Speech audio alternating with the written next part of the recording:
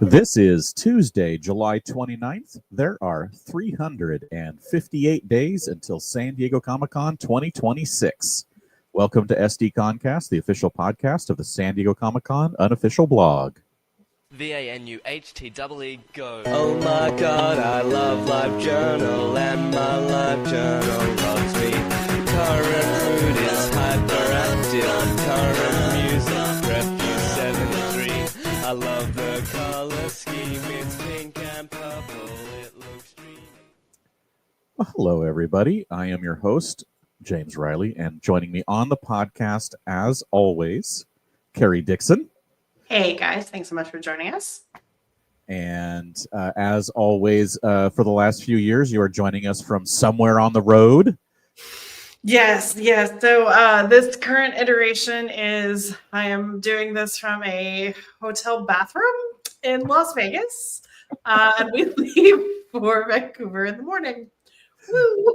Yay! Okay, so everybody, welcome to SDConCast. We're going to take comments and questions throughout the show. You can tweet us at SD_comic_con. You can use the hashtag SDConCast, or you can use the YouTube live chat, which we will be keeping an eye on. So all we're really going to do is talk about the Comic-Con that was, Comic-Con 2025. It's gone and done. It's in the books.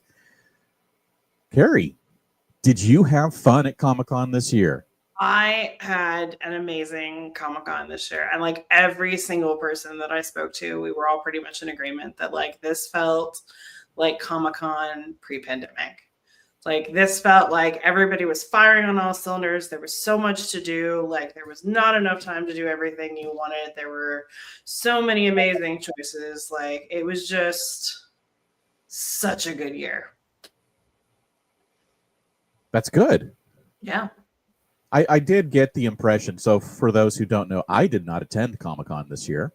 I am taking a year off. I went down for the blog party, Club Toucan, and I showed up for that and helped out and had a good time. But I watched it from afar, and it looked like a lot of people were having a good time. It looked like some people were having a not good time, but that kind of happens every year, it seems. Into that, I think again, we'll get into it here in a minute, but I think the handful of issues seem to stem this year mostly from outside the convention center. So last year we had a ton of issues with like line management, obviously for the convention center, particularly with like Deadpool versus Wolverine. We didn't have near that amount of insanity, give or take a Tron 9 Inch Nails booth. But for the most part, like any issues seem to stem from like offsite lines or things like that, which is outside of Comic-Con International's control. So overall, again, just phenomenal year. Everybody brought their A game. It far exceeded our expectations. Good. That's always good to hear. So what we're going to do is we're kind of going to go through, let's start with some of the best things. We asked all of our blog members to contribute if they had something that they wanted to single out as a best of. And so we'll go through some of those. Carrie, what were your best ofs? I mean, we all know I'm really into Interview with the Vampire. So the fact that it came, the fact that I got like front row center for the panel was amazing. I got to go to the press conference. I met the actor Eric Bogosian, who's like one of our favorites on the show. Like all of that was just phenomenal. There was a fan meetup, and that was fun because I don't usually get to act like a fan. So no, that was just. It was just so good. And honestly, like I was also fully convinced we were not going to get a wrap for Interview with the Vampire, because we could totally tell. No comments from the peanut gallery. We could totally tell that like the preview that Kat posted, one of them was for the clown. So we're like, oh, well, that's going to get like the big spots like on the Hilton Gaslamp. We're not going to get a rat for interview, but then we did. So that was just like the perfect way to like kickstart the con and be like, okay, this is going to be even bigger than we thought. Outside of Interview with the Vampire, our party, as always, was phenomenal. It's so fun getting to see our readers. So many people dressed up. Like I felt like way more than last year even. I think everybody enjoyed the glasses, and I fought hard for those because I was told multiple times that those were not a good idea. So I fought for those, and I hope everybody really enjoyed those. It seemed like everybody had a great time. I think going smaller was the way to do it. And then honestly, again, like I just think there was way more stuff this year than we expected, particularly on the offsite front. Like it was so fun getting to be on the ground and like finding out even then, like there were offsites we didn't know about. Like I walked into that bar 207 on like Saturday and I was like, are you guys like open? Because you're usually not. And the guy was like, yeah, so like there's going to be an activation. Like it's going to be all themed. And he pointed to the predator banner outside. He was like, to that? We were like, oh, okay, there's a predator outside. Who knows? It's not us. So that was fun. I think Peacemaker knocked it out of the park. I think the clown in a cornfield was so much fun. There was just way more stuff than we expected. And it was so much fun. Again, I know some of them did have issues, and we'll get into that here in a little bit. But overall, like, just great year. Nice. Always good to hear. So we've been seeing like a stream of comments of people commenting about stuff in the chat. So if you are listening to this, there's a ton of people talking about things, probably mentioning the same thing that you're mentioning in your head if you're listening to this as a podcast. If you want to go and rewatch this, then you can just like see that stream of comments on the live chat. It's a lot of stuff. People had, it looks like so far I'm seeing so many nice things and good things that people are talking about of having fun.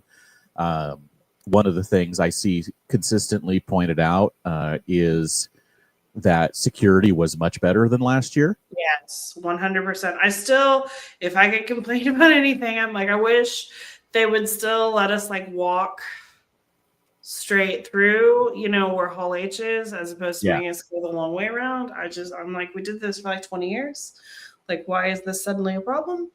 But overall, security was definitely way better this year. Yeah. So I'm going to go through a few of these real quick from blog staff. Andy wanted to point out yesterday's booth workers who dug and dug and dug for something that didn't exist, but they still gave their all, looking for something for Carolyn, his wife.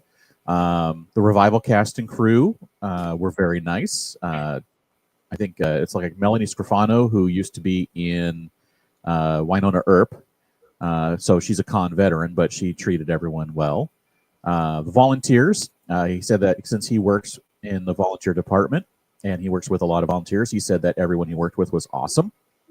And Malcolm Barrett's panels, even though he's been doing them for a few years, he says that they're always new and fun and entertaining.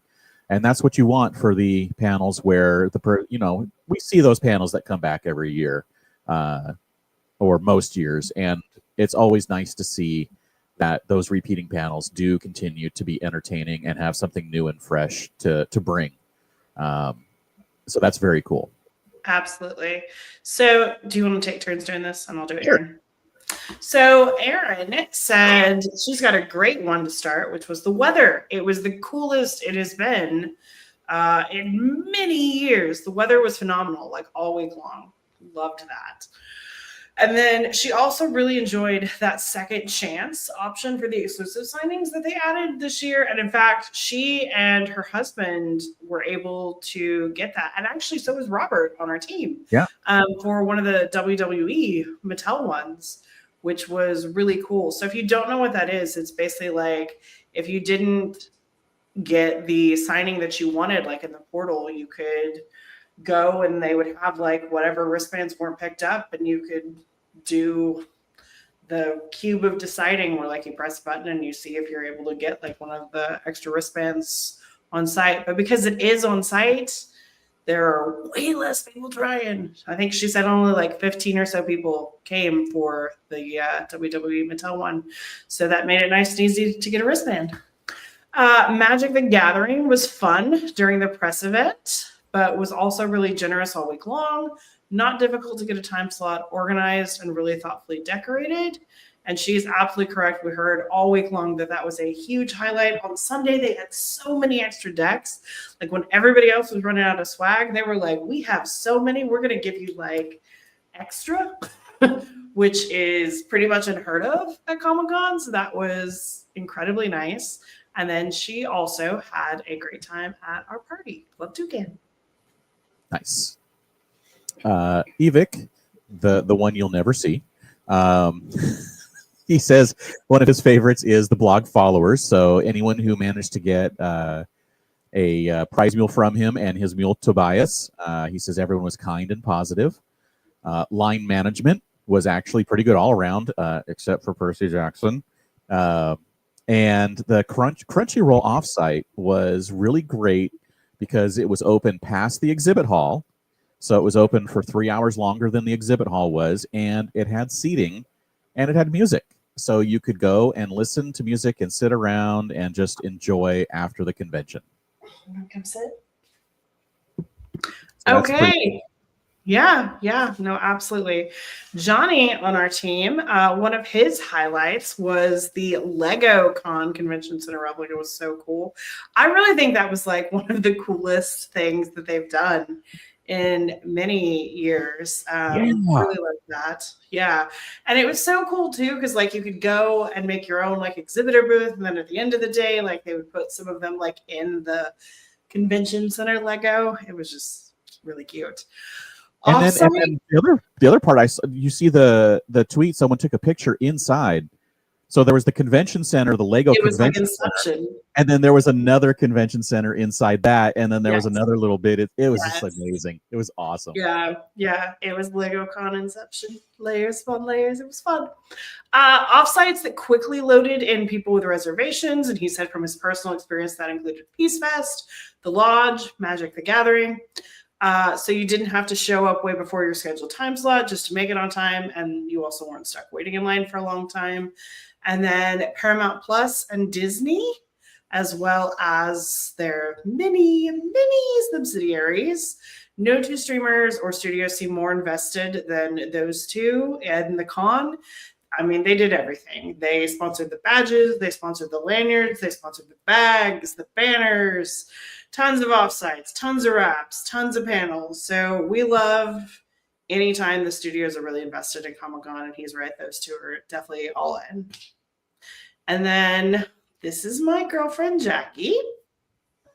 Hi, Jackie. So, Jackie, we're going to ask you the same question.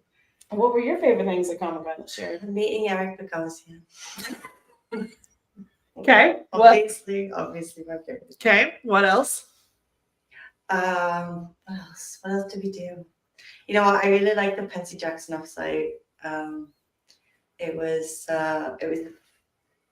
fun. The guy that was actually performing for us, at least, was really good. Like really properly in character. He was interacting with people, so he seemed really like enthusiastic about it. So yeah, that one was really good. My name was called first to leave, so I didn't get to really experience the whole thing that I would have quite liked. But I did also enjoy being picked first. Yeah, you were first, and Sarah and I were like very dead last. Yeah. So that was really cool. Peace Fest was fun. The band was amazing. It was just a really good atmosphere. I liked the staff at the Academy part of the lodge. I liked the guy making the drinks. That was just a really fun little moment. That was really cool.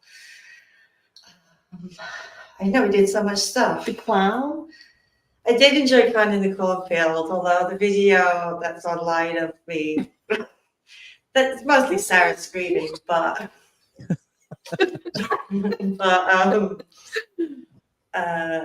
Yeah, it was. I don't usually like being frightened, but it was a good kind of scary. So I am going to get her to Halloween Horror Nights one year. This is my like life goal. So this was a good first step. yes, no, it was good. It was fun. It was a fun experience. All right. Who are we on next? Keisha. Keisha. Okay. Let's see. Keisha says she echoes what others are saying, that the offsites with the timed experiences and being able to get people in and out. The band Doves of Peace for the Peacemaker offsite were pretty awesome, especially considering they had to do the same performance multiple times every day, and yet they still seemed to be giving it their all every time that they saw them. They were so fun, James. Like, oh my God. They were really good. They looked awesome. I saw some of the videos. I didn't listen to like the whole performances or anything, but they looked pretty good. They were really good. And then she also says the clown on the cornfield was a ton of fun. And she mentioned, and I think a few of you mentioned this as well, about how the experiences that require a group of attendees to go through the experience together makes them more enjoyable, because you're just not like, oh, look, I get to go and grab something and I do this and I do that. It's like the escape room that we did years ago. That was so much fun. So things like that, I think, are definitely something that offsite planners should consider in the future to enhance the feeling, the way you feel when you walk out. Yes. If you want people to walk out with a positive experience, I think the group experiences that end positively, like whether it be a maze or something to solve, I think those kinds of things can really boost the positive feelings afterwards. Agreed. Totally agreed. And they're quick to get through, because you can send multiple groups through at a time, in some timed manner without making people wait forever. Absolutely. Kim on our team, her number one was offsites, naturally. The offsites with a timed experience or lots of space. We're able to move people through quickly, and we're able to work through any standby line. She said she specifically wanted to shout out Doctor Who, Peace Fest, Crunchyroll, Clown in the Cornfield, and I agree. Like, we heard nothing but positive things about all four of those. Doctor Who had a very short wait for the daytime photo op, or if you were buying merch, you could actually just go directly to pick it up within the unit archive inside, and you could see like the props and the details just from that. Peace Fest and Shudder both had awesome, adrenaline-inducing shared experiences like we were just talking about with fellow attendees that had you leaving the events on high. Crunchyroll used the entire radio shell, so you could go in and have a seat. We love seats to rest at any point, to jam out to their music on Friday and Saturday. Plus, they had fireworks. Like, come on. And then she also wanted to shout out the Comic-Con volunteers and how they cheered when we picked up bags, and we're also cheering at the fulfillment room. It made her so happy, and I'm sure lots of other attendees. She also wanted to give a shout out on the weather. It was hot on Sunday, but the breeze we had in most spots was a delight. And then Club Toucan, an excellent way to continue the con while starting the resting portion of events. And I also just want to echo that. Like, it is, I feel like without like our party, it's just like, well, the con's over. Like, I mean, you walk out of the convention center and you're like, okay, I'm done. But that's kind of like a letdown. Whereas like when we do the party, like you get to see everybody one last time, like it's one big last hurrah. So for us, it's so much fun.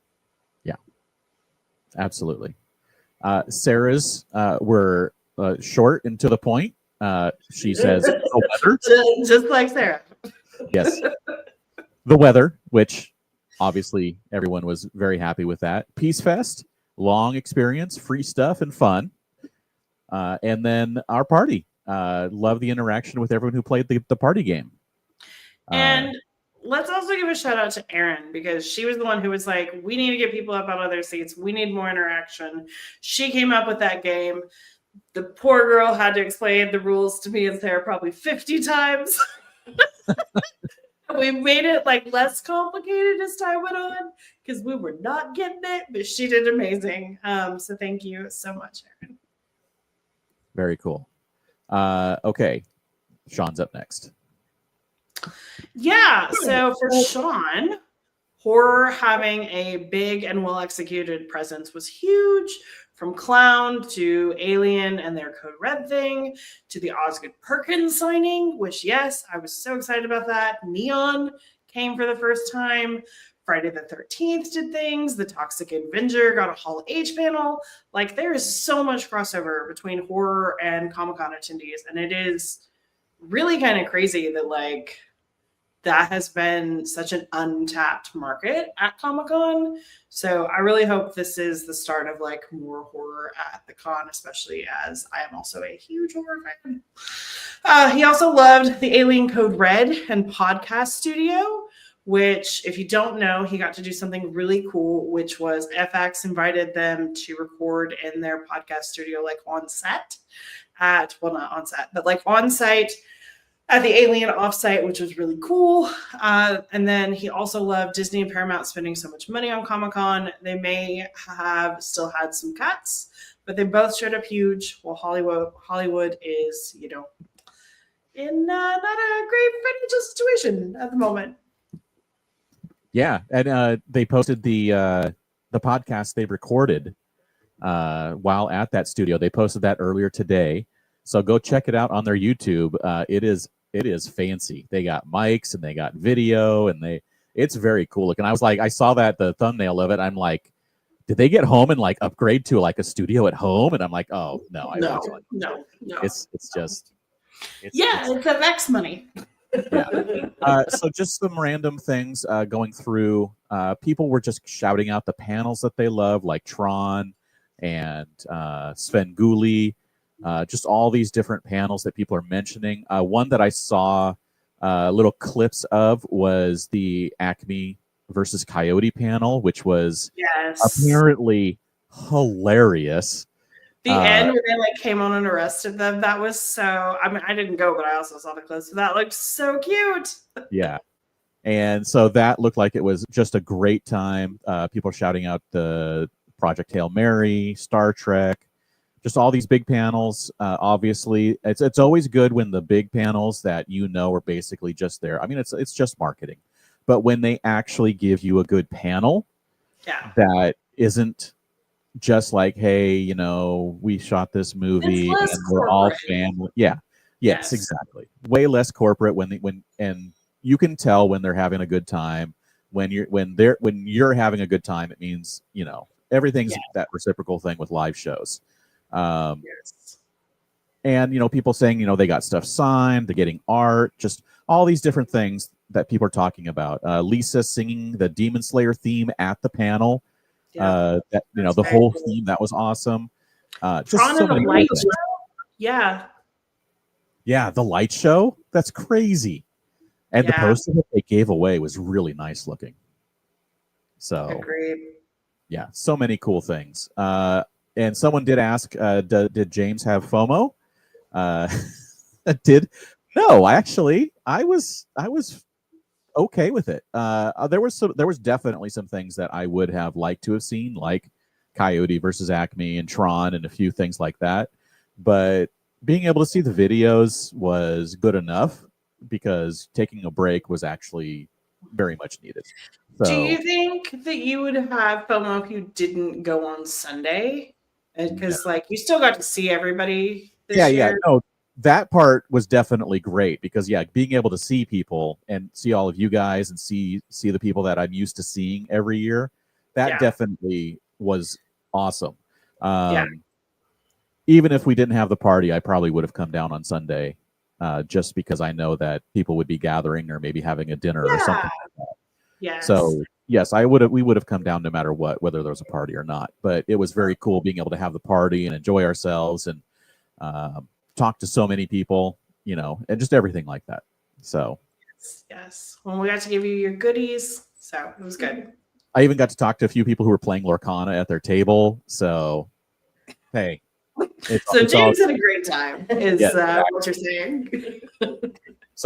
Brian says they were giving out Lorcana packs in the gas lamp. Well, man, I hope everybody can have some. I'm hearing of that, Brian. Right? Ooh, that's cool. All right.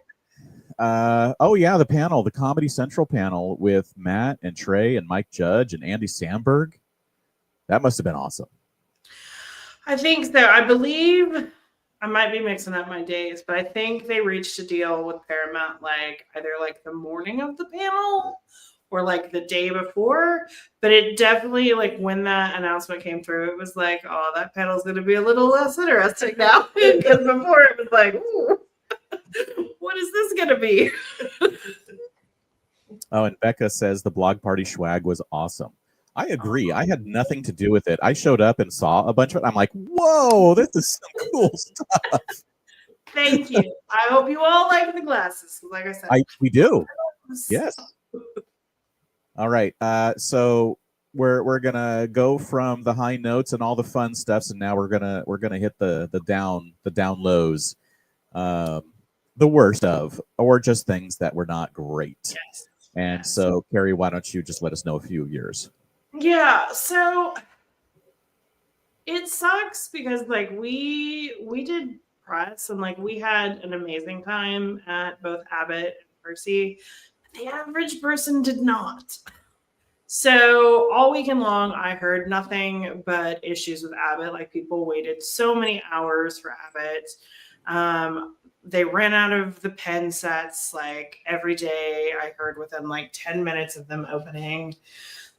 There were all kinds of issues with that. Like in order to get the pen set, they gave you like a little card. You had to go get it stamped like at the activations. But I mean, I think the goal was like you go and you do the activations. But you could also just run around and be like, stamp this, and then head straight to the pens. So the people who did that, like, got them all immediately, and then there was nothing left. So that was not great. They were, like, all of their customized swag was delayed or broken, like, every day. They had, like, a photo booth kind of thing, but it would give you, like, you as a caricature. That was running on like a 2 to 3 hour delay several days. The customized swag was running on like a 45 to 2 hour delay a couple days. Like, I know that like the customized stuff is cool, but in the future, like I truly hope that they just consider like, we don't need our name on it. Like that's cool, but not 2 hours in line. Cool. Like just hand me a bucket hat or a boombox bag that does not have my name on it. Like that's all you had to do. Or like for the pens, the pen sets were amazing, but like you don't have to do all 6 or 7 pens. Like do one, and then way more people get them. You know. So I really wish that had just been done differently in general. And it's such a letdown too, because like last year that was like the offsite. Like everybody had such an amazing time. So for this year to like have so many issues was just really disappointing. And then King of the Hill, or not King of the Hill, Percy was also like a 6 to 8 hour wait. And I'm sorry, but just like no offsite is worth that. No, none. So I don't know like what the solution to that is. Like maybe they should have done reservations. Maybe, I don't know, like, again, like maybe it doesn't have to be quite as custom. You know, like if that's what's slowing it down, it's cool, but it's not like worth it to have an 8 hour wait. Right. Like, let's make it more generic.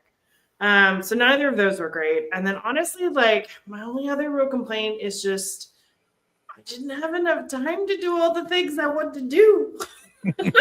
Welcome to Comic-Con. Come on, you know that. Comic-Con. But I don't know. It felt more so this year than any other year. Like we just did not have time to get through like everything on our list because there was just so much stuff. So that is a good problem to have. I like those years. Yeah.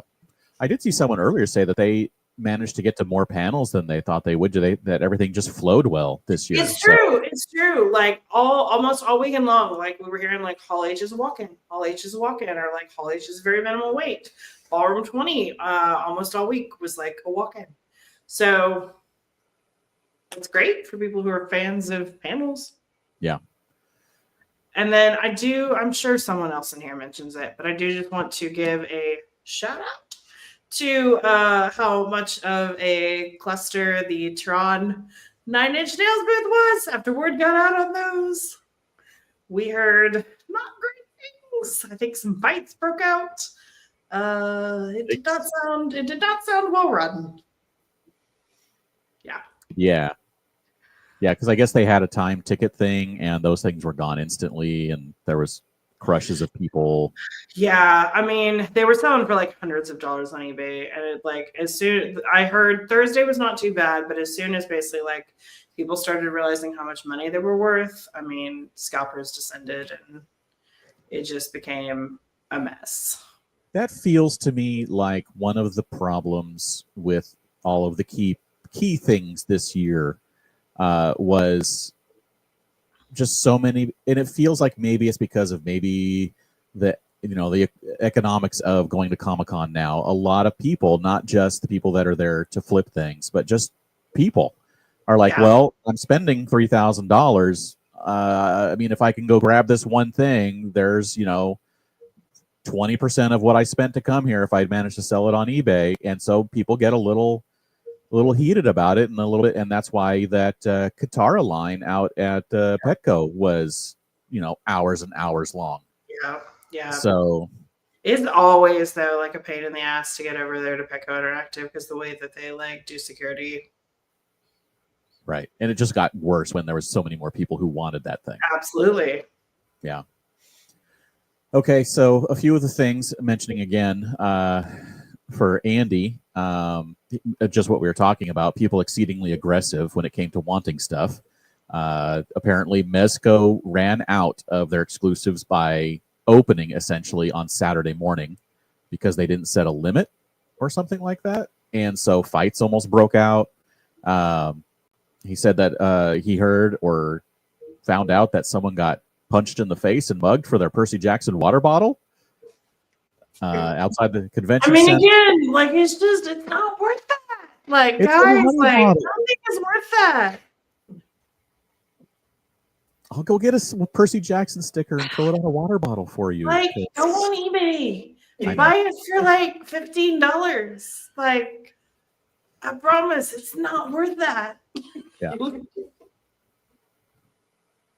And then security. There were issues with some security. It wasn't all better this year, but it definitely was better. But he said that Wednesday and Thursday morning, as people figured things out, was when it was the worst. Once they got into the groove, it was probably a little bit better. And unpopular opinion, George Lucas. He's a genius, but there's a reason why he's never done Comic-Con until now. He looked like he was terrified. I don't actually, having looked at like our submission so far for like the most druggy thing this year, I actually think that's a very popular opinion. Really? Yep. He just looked terrified and just wanted to leave. So yeah, that's actually kind of funny. Right. So for Erin, she only has one, but she said, as always, the vast difference in security and the information they give is far too inconsistent. Yeah. And that's true every year, just because there are so many different security people. There's even so many different security teams. And it's just, impossible. It's essentially organized like a military unit, right? You've got the bosses, you've got the managers, you've got the line managers or whatever you want to call them. You've got, the room people, and then you've got just the basic staff. And whatever the people at the top say, unlike in the military where everything is like straight on down, you hear it as it's said. By the time it gets down to those on the floor people, it probably isn't being told to them in exactly the same way. So not all the information gets through. Like someone may tell them, hey, I'm going to be gone for a few minutes. Don't let anyone in here unless they have a badge. And then they're like, what, they didn't know what badge to look for. So like, they don't let anyone in because they're not sure what badge to look for. Who knows what it could be, but something like that, where people just mishear or misinterpret or whatever. There's not clear enough instructions given. But I don't know what to do to fix that. So Evic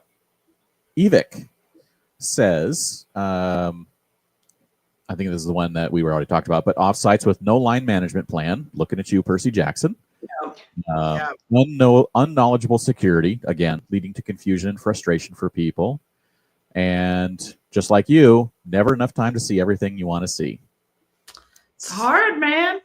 The day that they invent the time turner, man, Comic-Con's going to last 18 years. Yep. Pretty much. For Johnny, his worst things were booths that did not do daily allocations of exclusives, which caused things to already be sold out for the show before Saturday or Sunday only attendees could even have a shot. And that's an excellent point. Like, I definitely think every booth needs to consider that. And then he is the only person on our team, I think, who went to Thrilljoy and the Rokimoto events. And he said both, for him at least, were really rough. But to call out a specific, the prize distribution processes were both poorly thought out and not safe at all. Thrilljoy was a sea of people shoulder to shoulder with no lines, and I heard that from many people as well.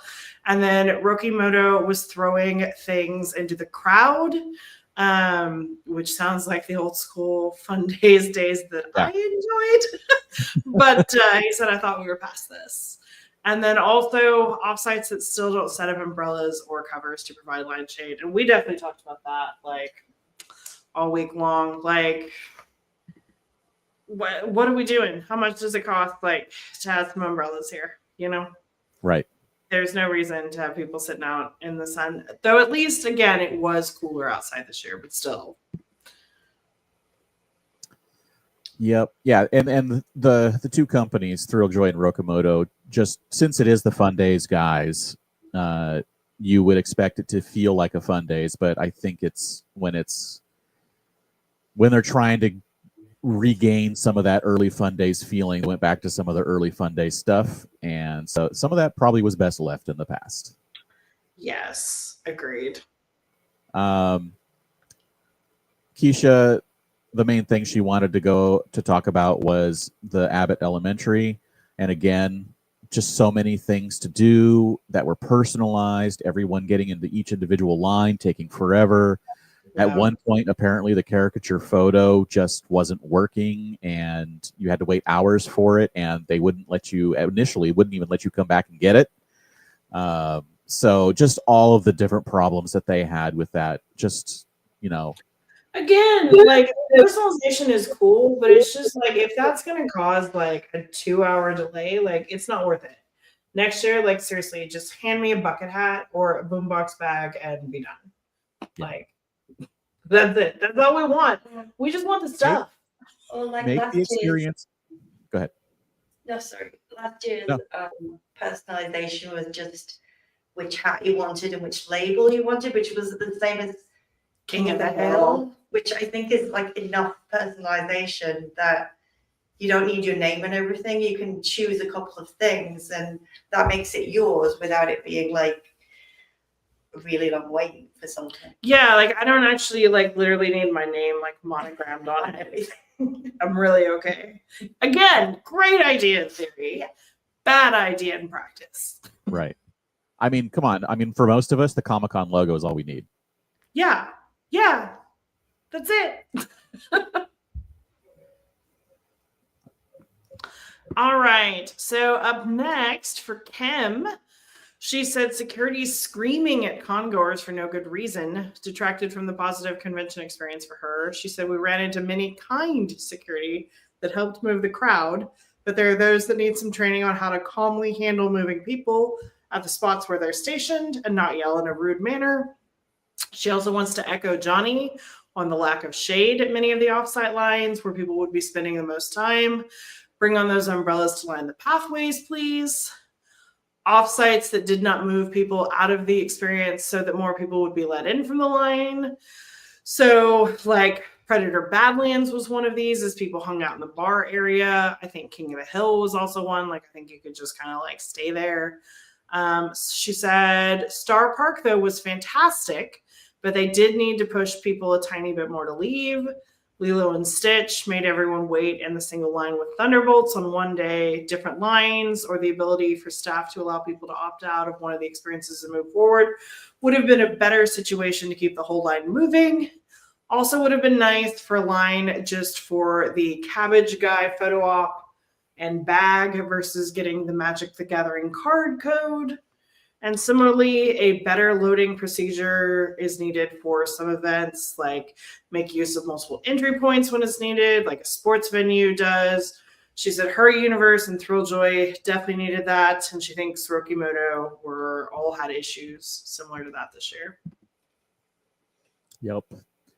And Sarah says as you mentioned, the Hall H pass through next to get to the Hilton still blocked off, forced to walk all the way around. Still no reason, no clue why they're doing that anymore. Being walked into the Ballroom 20 line like we're in kindergarten. It was weird. Somebody told me that they did it last year. I don't remember that happening last year. But they definitely they walked us like single file, but it led to issues because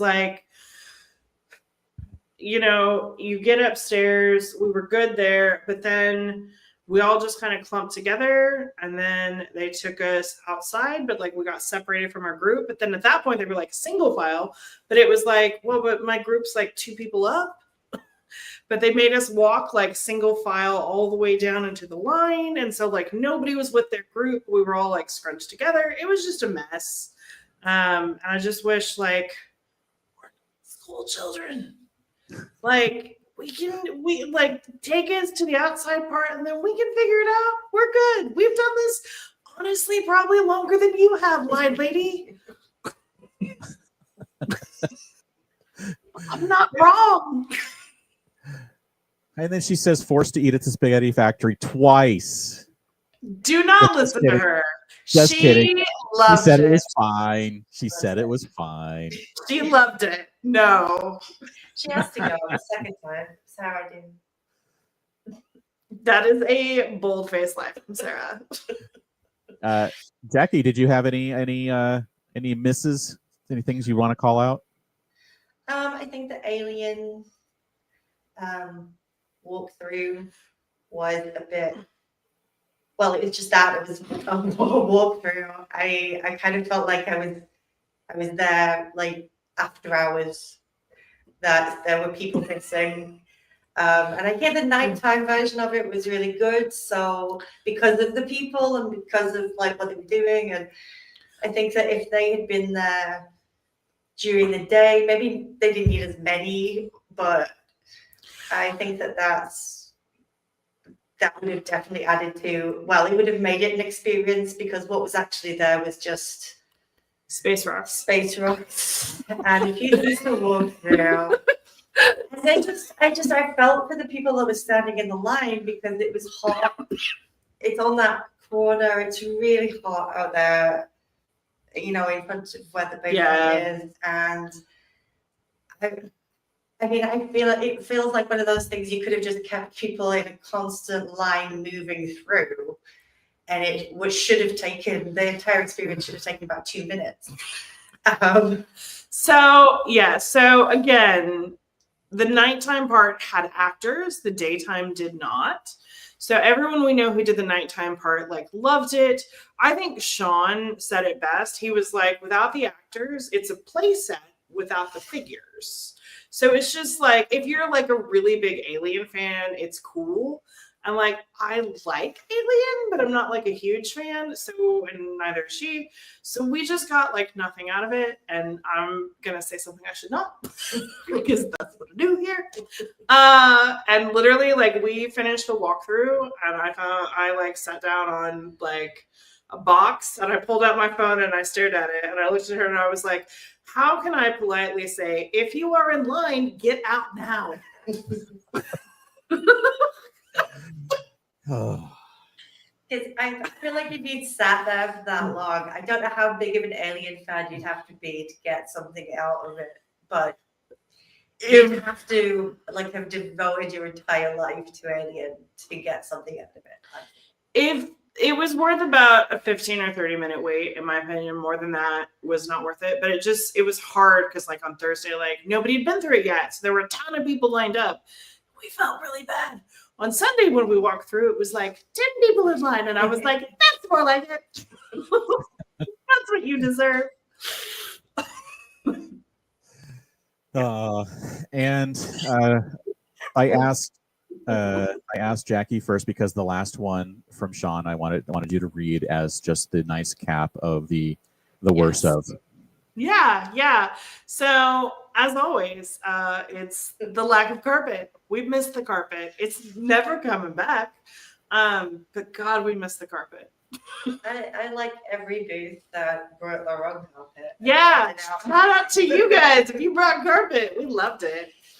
Some of them were extensive, but they definitely made it easier for the whole 30 seconds you were walking across it. Yeah.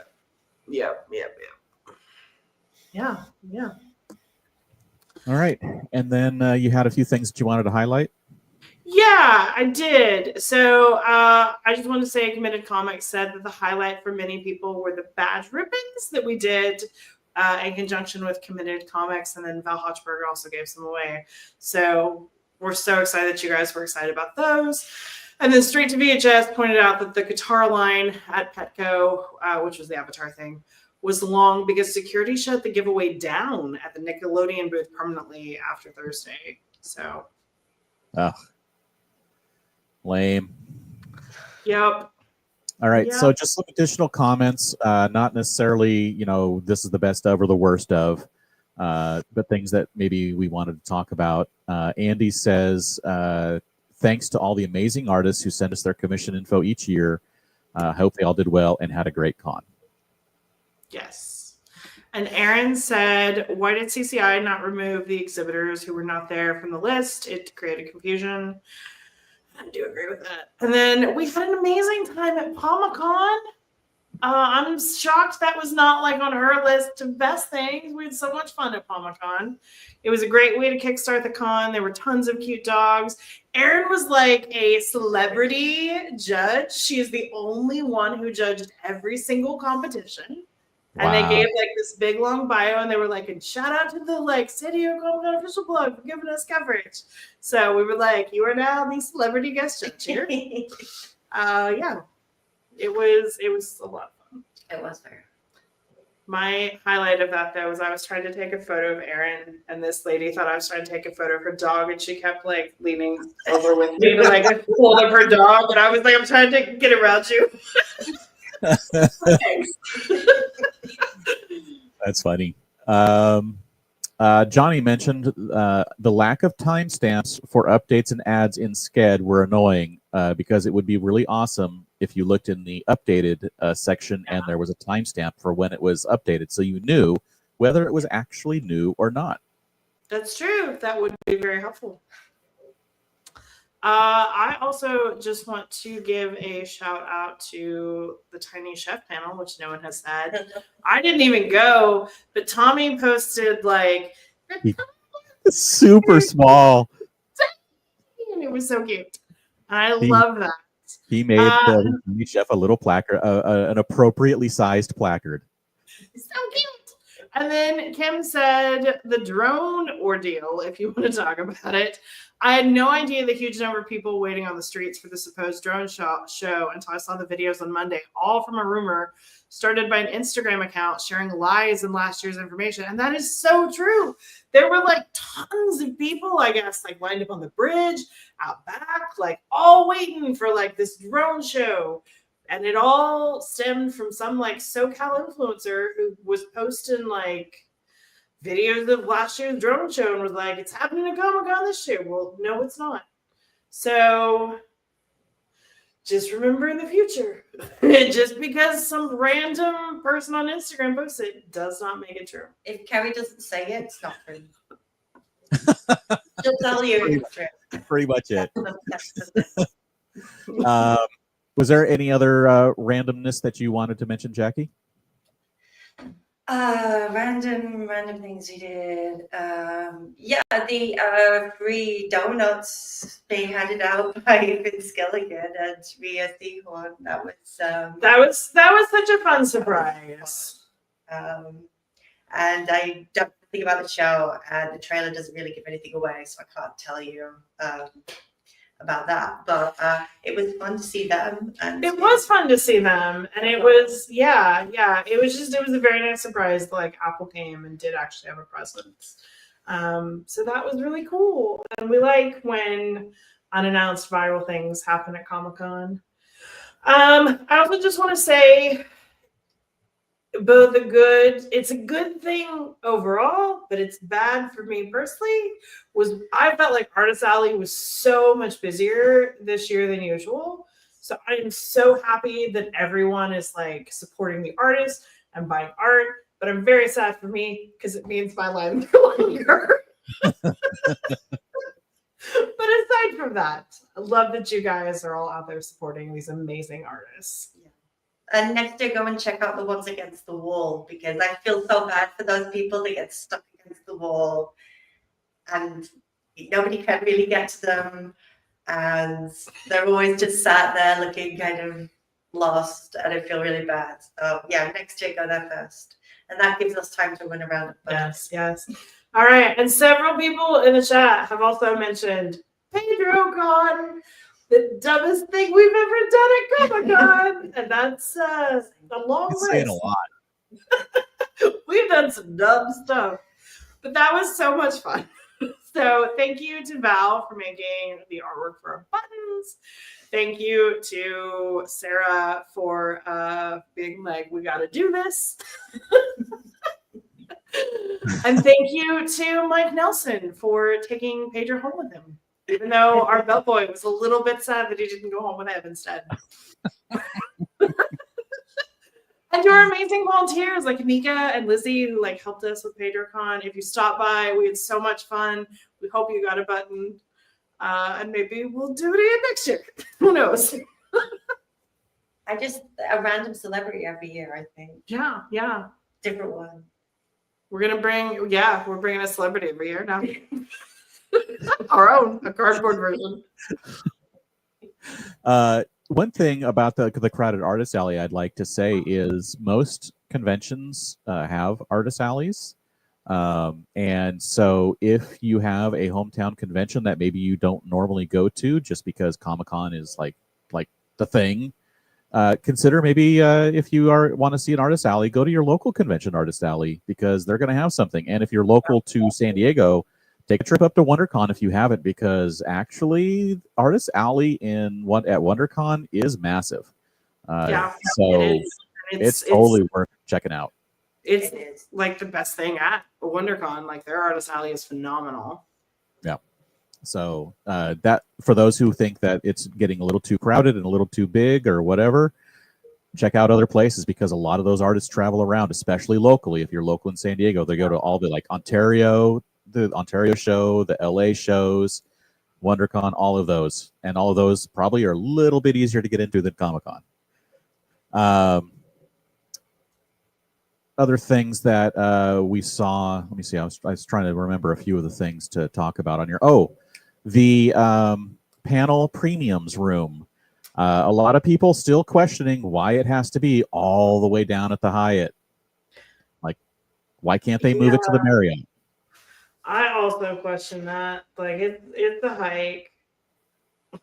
Yeah.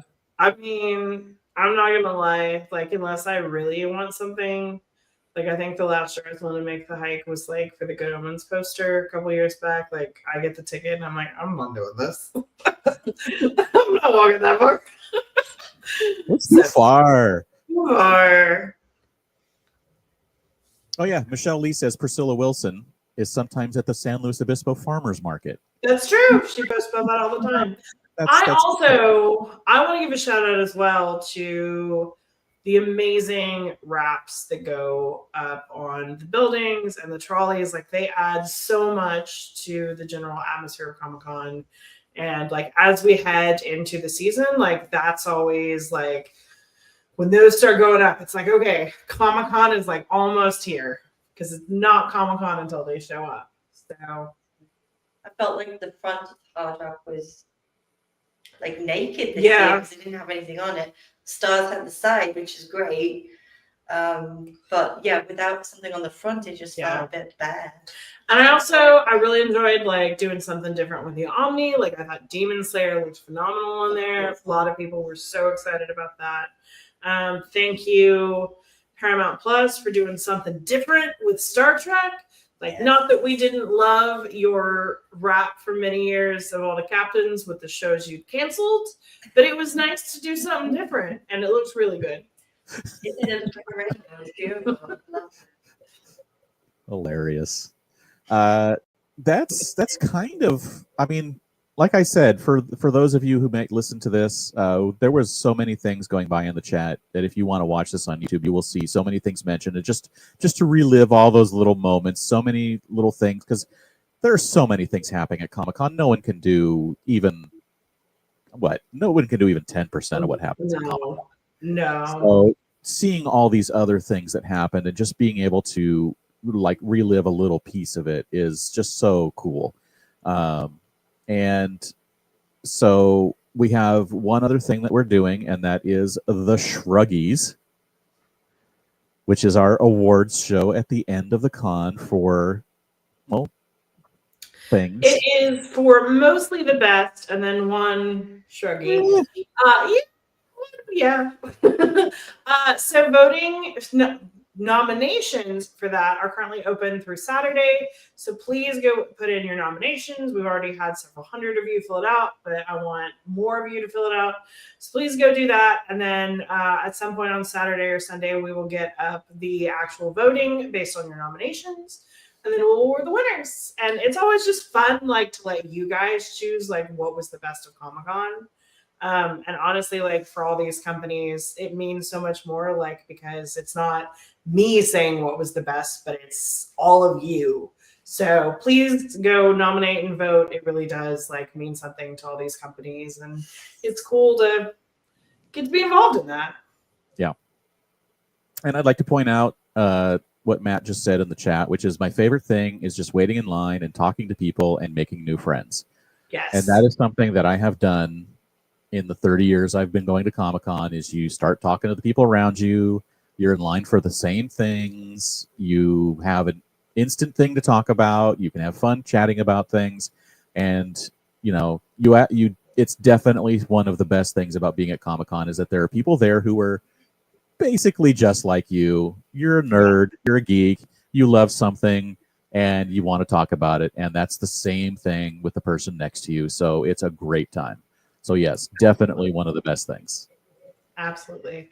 It's just like summer camp every year, you know, like it's just, we just love getting to see our friends and meet new friends. Like there's nothing else out there like San Diego Comic-Con. Yep. Agreed. So I think that's going to wrap it up for this year. I mean, what do we have left? I mean, yeah, so we'll post a couple more reviews here over the next week from some of the things that we did at Comic-Con. And then, yeah, it's basically just the Shruggies. We do already have the dates for the badge sales. Let me see if I can quickly. I know it's October 4th for the returning registration. Look at you. You are, let's see how quickly I can. It's because it's the day after Beth's birthday. Oh, very nice. Okay, so yes, it is October 4th, as James just said, for returning registration, and then open registration will be November 15th. 15th. So, yes, so those are coming up, so keep those Saturdays open. And that's when the next episodes of SDConCast will be. We will have live shows during the badge sales for both of those. So those are the remaining 2 shows we will have for the rest of the year. And then next year we will be back for WonderCon. So we will be going into, as we like to call it, the Odin sleep of Comic-Con. And go from there. I don't know. I mean, so you may have seen a post on Twitter that was not written by Carrie, which basically said, Carrie, you're the best. You do so much work. So much work. And I would like to say thank you. You've made, even though I didn't go to Comic-Con this year, you made Comic-Con great for me because obviously you provide so much for all of us on the blog as well, helping us do and make the convention great for us, for all of the attendees. I know that it's a team. Don't get me wrong. It is a team effort. There are a lot of people. I was like, you already know what my next line is. But But I would like to say that a team can only be as good as the lead, as the head, and that means that you are the best. So thank you for being the best. Thank you for running this team well. Thank you for providing everybody with so much information and doing all of that work and taking so much of your time. I know we always say it like, "Yo, she works so long," but trust me, she works so long. I got up at 5 a.m. today, like on my vacation, to write reviews. Like, yeah, and sitting in a bathroom doing a podcast. I mean, come on. So yeah, just thank you so much for making everybody's convention so great, and we hope that you keep going and don't get tired of it for a very long time, because people, I don't know what people would do without you. well, thank you very much. That was very sweet of you. You were also missed this year, James. I want to make that clear. And yes, it is definitely a team effort, but no, that is incredibly sweet. And everybody has been like so kind over the last week, just like thanking us and being so sweet. And it truly does, like, it reinvigorates me, at least. Like, because it is like, it's such a slog sometimes, like, especially at the end, like, it's just so much work. And then you go there and people are like, oh my God, like, you helped me do this, you helped me do this. And it's just like, okay, this is why we do it. So It really does like help hearing that. And I hope everybody had an amazing convention, because we sure did. So I want all of you guys to have an amazing convention as well. Right. Absolutely. That's the goal. So where can people follow your adventures on vacation? I am on Instagram and Twitter at Carrie Dixon. We're doing our thing where like we print photos of different TV shows and movies and we like match them up to the location. So we're doing that. We're in Vegas right now. We're heading to Vancouver tomorrow. Yeah. What about you, James? Where can people follow you in your Lorcana adventures? My Lorcana world. So I am everywhere at Dan Regal. You can find me on Twitch and YouTube at the Dan Regal. I'm on a podcast called Overexerted. And also thank you to Beth, who will be getting this podcast into your ears and all the little things that finish it up and polish it off. All right. Well, I think that about does it. So you guys know where to find us. Like, thank you to Beth. We're where you expect us to be. Yes. Thank you to Beth, our producer, for editing the show, doing all the little things that help make this podcast. We're on iTunes. If you'd like to subscribe, the links are up in the blog. You can search for SDConCast. If you like what you've heard so far, please review us. We're also on Spotify, and we're everywhere. You guys know. Yep. And if you do need to know where to get a hold of us, it's info@sdccblog.com or on Facebook at facebook.com/sdconblog, or tweet us at SD_comic_con. And everybody, go shawarma! Shawarma. She's like, what? What is this?